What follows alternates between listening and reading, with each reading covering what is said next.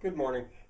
I'm learning so much and so fast about Roaring Spring that I have to wonder, should I even keep trying to keep up with it? Yesterday was Wednesday. That's going to be the day that I usually go to Roaring Spring, I think, and I did. It was the second time this week because I wanted to go to the courthouse in Hollidaysburg to pick up the map and the aerial photograph that I showed in the last video. Uh, so. What did I learn of interest that I should point out? Really, so much.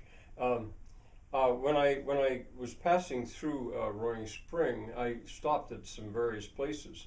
And one of them was a shoe factory outlet. There's a shoe factory very near Roaring Spring. As a matter of fact, at some point, I want to list what are the industries that are actually currently employing people near to Roaring Spring. Well, one of them is a shoe factory, and there's an outlet, and I just wanted to see what it looked like. I didn't buy any boots. Boots is what they make. I didn't see any shoes actually either. I think it's just boots, and they look like really good boots, and I think the prices were fine. It was small, and as with everything, the lady that worked there, she was super nice. So I had checked that out. I wanted to. And another thing, right in that little area called the Spring Plaza, it's real small. And it's not in the borough. It's across Route 36, which in my mind is already kind of a little bit out, but you could walk there. It's right there. There was a bakery, and I had found out about that from the woman at the cafe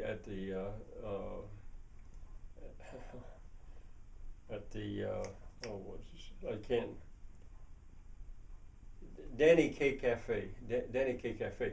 Yeah, she had told me about it because I'd asked, was there ever a bakery in Roaring Spring? And that was all she could come up with. And I expected it would be nothing but sweet, like pastries kind of bakery stuff. But I went in there and I said. The lady came and said, "Can I help you?" And I said, "Well, I'm looking for bread. Do you bake bread?"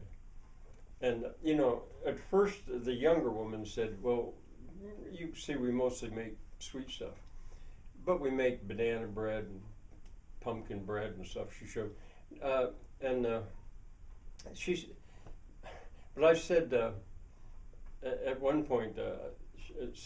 Either she or the older lady said, "What kind of bread do you mean?" And I said, "Real bread." I didn't know. I was caught by surprise. I didn't know what to say to that because I said, "Well, not like that fluff, like that Wonder Bread fluff, not like that, but real bread." And and I think I might have said, like, "Do you ever something like French bread or baguettes or?" And she, one of the two of them, said, "No, we couldn't." We couldn't bake that, and I suspected, though she wasn't sure, it was because it would require too hot a temperature, or there wouldn't be a demand, or something. I don't know. But the older lady, she called her, and she's not very old, but she came out and talked to me a little bit, and she said, "Well, yes, they do bake bread, and but it's not like French bread, and."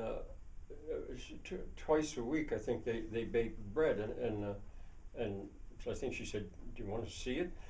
And she went back and got a loaf of it and brought it out. She said they bake it for their sandwiches, mostly. Well, as soon as I held this loaf of bread, I knew that this was real bread because it was heavy. It wasn't like a fluffy kind of a thing, and I bought it at $5 for a real loaf of bread, and I brought that home, and I should have brought it down to show it to you. It'll last me a week, probably. It's a little bit sweet for my taste, but I promptly, when I got home, cut off about 2 inches of it, or too much, and I started eating. I thought, I can't eat all this before I go to bed. So anyway, Roaring Spring does have a place where they bake bread. They've got a bakery. Little by little, I'm finding out where these things are. When I went to Danny K Cafe, sure enough, there was the lady that I talked about, 88-year-old, whom I regard as an informant for me, for what life was like there. And another thing, back at the Hollidaysburg courthouse, Blair County Courthouse, the man who helped me with this, Grant Wills was his name, there were two that helped me. Anyway, he said after his talk, he'd thought about the fact that his wife's grandmother was from that area, and she was in her 90s, and she loved to talk about the history and stuff. So I'm finding people, and I still think I haven't told you about the woman that helped me there the day before. I'll have to look. I don't think I told you. This may take a second video today to explain about her. But anyway, I got her name. I remember it's Weitzel is the last name. I forgot the first name. That was her maiden name. And she loved to talk about it. So there's another informant that I had for what life was like back there in, say, in the 1930s. What else? And then I drove around Roaring Spring a good bit, like I like to do, and once again was struck by the incredible topography, which I'm going to try to reproduce here with this contour map. And another thing, when I went to Danny Kaye's Cafe, I went in there and I just kind of stopped and checked, and I was talking to the younger woman that runs it, actually, the granddaughter of Audrey, the older lady, and I told her, hey, I got that, I got that contour map, and I got an aerial photograph, and it was in the car. I didn't tell her it was in the car, and she said, can I see it? And I was thrilled because she was interested. She wanted to see it, and I said, well, yes. I just didn't want to make sure it didn't get rained on because the paper's thin. I went out and brought it in, and then for 15 minutes, a half hour, it was bigger than the table that they were sitting at, but she and her grandmother and I were studying this, trying to locate here, what's this, what's that, what's that. It was great. So I wanted to pass that on. And I guess maybe one other thing I'll say now in my hurry is I also stopped, as normal, at the Spring Dam Brewery for usually one beer, maybe two, depending on the conversation. And it was pretty darn slow because the owner and his girlfriend, or the brewer and his girlfriend, were going off to Altoona or Hollidaysburg to receive an award for the local favorite brewery of Blair County or something. They'd received the award, but there was going to be an official thing, and you know, I don't know if either one of them really wanted to go that. They were happy to have the award. But anyway, I was the only client there.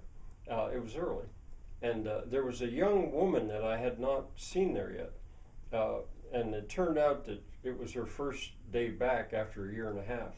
She is a very young wife and mother now, very, very young, and there's a story about her that I should tell you maybe a little bit later, but at first, you know, we didn't even talk. But like so many, once you ask a few questions, especially about Roaring Spring or this area, or showing you're interested in them, out comes the information.